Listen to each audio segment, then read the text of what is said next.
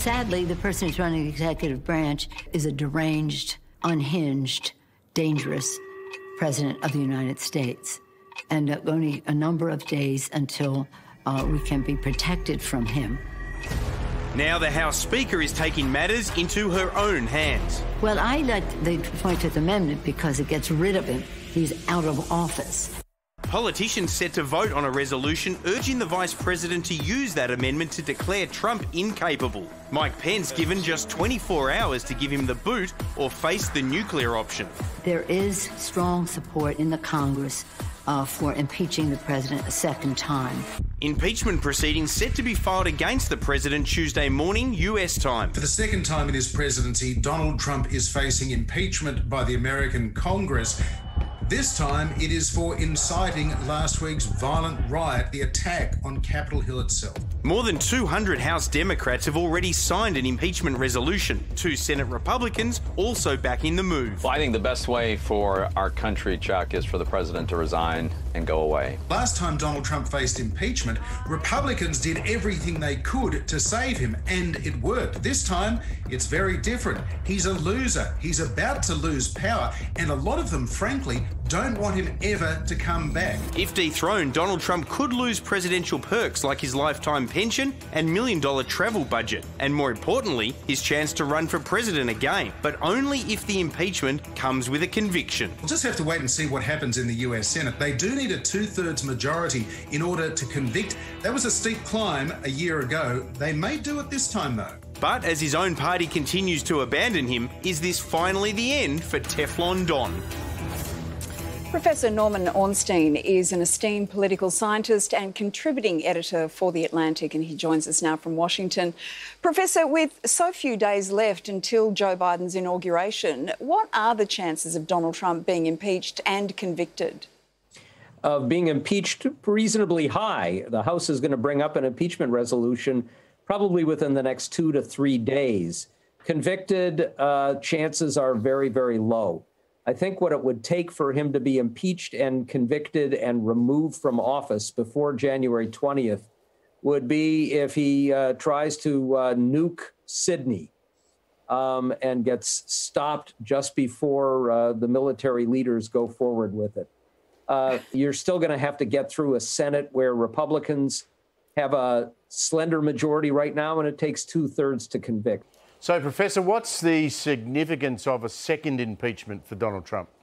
So, no president has ever been impeached twice. No president who serves only one term has ever been impeached twice. It means a historical black mark of really great significance. But I think the House is hell-bent on making sure that there is some clear, formal judgment that what Trump did is over any line that any other president has crossed. Okay, so he's likely to get impeached, but it's unlikely the Senate will turn that into a conviction. It's also highly unlikely that Mike Pence will go with Amendment 25. What about after he's no longer president? Are there much chances that he gets arrested and charged with anything, do you think? Yes. It's not so likely that he will get arrested and charged with the crimes that he's committed in the last week or the last month or the last year. Although that could happen, he is going to likely pardon himself, which is of dubious constitutionality, but that may keep it from happening. But the pardon power of the president, which is close to absolute, is only for federal crimes. And we know that the New York State Attorney General, the New York City District Attorney have for some time been investigating a series of crimes that Trump allegedly committed, mostly financial kinds of crimes, during the years before he became president. So Trump has plenty of headaches ahead after he's out of office.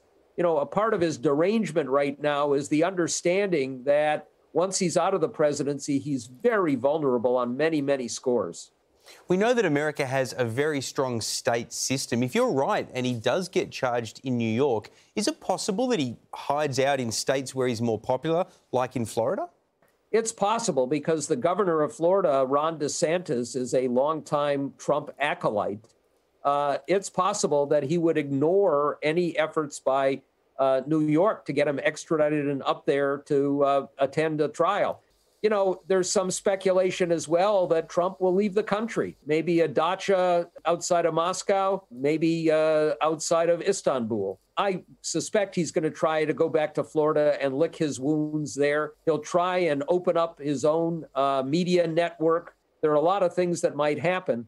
And we know there are other investigations that are going to go on. And keep in mind that once he's gone, all of the evidence, for example, the transcripts and recordings of calls that he made to foreign leaders that may prove to be just devastating, that he's managed to hide away, will not be hidden away anymore. And there are going to be records, emails, and other communications that may show levels of corruption that are beyond even what we know. Donald Trump's life is not going to be an easy one after this, and that's appropriate. Well, Professor, so you say that he would realise how much trouble he's in, but I guess what I'd like to know is, do you think he feels ashamed for his tantrum? Oh, no. You know, it's so interesting. Of course, if you watch the video of him giving the speech afterwards where he was trying to draw back from the incendiary language, it, honest to God, was just like a parody of a hostage being forced to read a note from captives, but trying to send the signals, maybe by blinking in Morse code, I don't really mean this.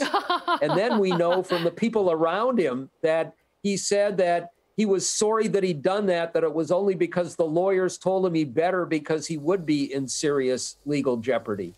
This is not a man who can feel shame. We're dealing with somebody who is just a deranged person, a narcissistic sociopath. And the idea that he will feel any remorse or shame and anything other than the devastation that he's no longer on top and can't cover up anymore, that's all we're talking about. Professor, it's great to get your perspective on this extraordinary moment in history. Thanks so much for your time. Sorry I pulled my punches tonight. I'll try and be a little more open. Next time, I want you to be honest, OK? Yeah. I tell you what, watching how increasingly unhinged Donald Trump has become, particularly since losing the election, it makes me think about Mary Trump, his niece who wrote that book. She's also got a doctorate in psychology. She basically predicted, Pricey, everything that we've seen come true. And I think, Lisa, you were with us as well. We interviewed her a few months ago. She's been bang on with it. Yeah, she was bang on, and we probably should get her back on because you've got a sense, don't you, that this story's still got a long way to run. Donald Trump's not going to go away anywhere quickly. 70 million Americans voted for him, and you'd think there's another chapter to write in this. So maybe Mary might know what that chapter's going to be. But all his friends are turning on him. I note that he was due to have a major golf tournament played at his New Jersey golf club next year, the US PGA. So one of the major tournaments in the world. The PGA ripped that off the Donald Trump course today, and they're going to play it somewhere else. So all his friends are walking away at a rapid rate. Fascinating. Yeah. From expert opinions to in-depth analysis and reporting, the Project YouTube brings you the biggest stories from Australia and around the globe.